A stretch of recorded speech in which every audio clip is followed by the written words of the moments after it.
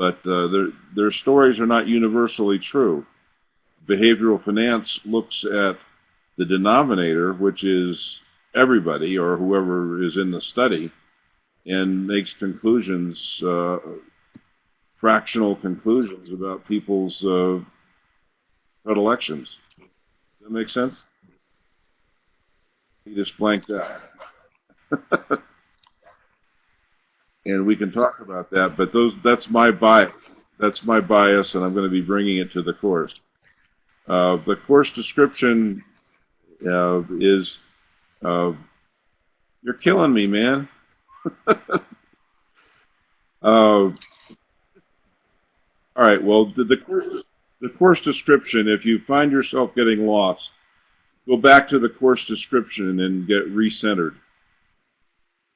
It'll this is a weird field. This is a field that combines a lot of different types of knowledge and a lot of different courses. I have often said that financial planning is the ultimate liberal arts course, and that we deal with everything from psychology to biology to nanosciences to political science. It's a big thing, and behavioral finance encompasses all of it. That it's easy to get lost in the individual fractions or the mathematics or the generalizations, but come back to this notion that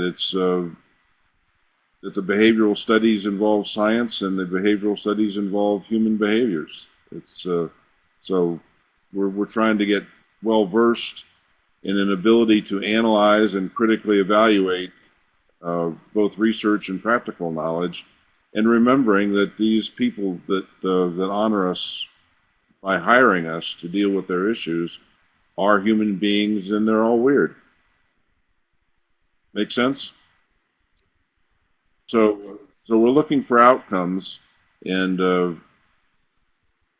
looking at being ethical ourselves, which is a problem.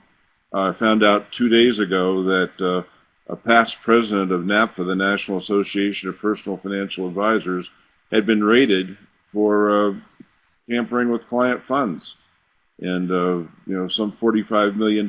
He's the second president of the organization that portrays itself as the most ethical, second president to go down on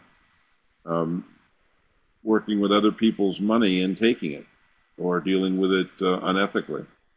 So it's a big deal. There's temptations involved when you're working with money and you have authority over other people's money. That it's a lot of responsibility, and they're putting a lot of trust in. Some people don't really deserve it. So let's move along. We're going to be working. I believe that financial planning is going to become more and more collaborative.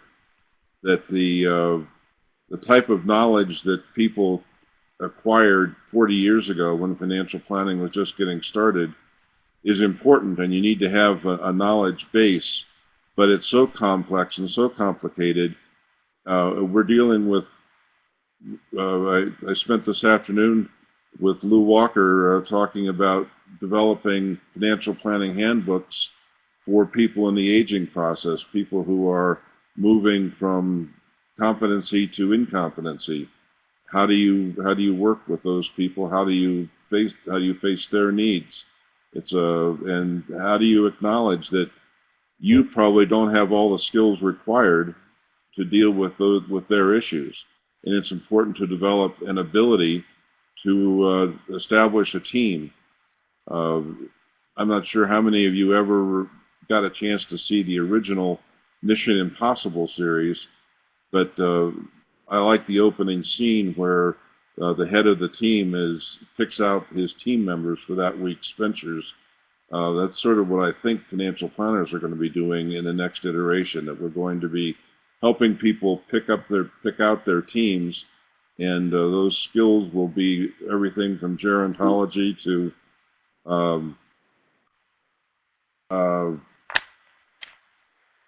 money management.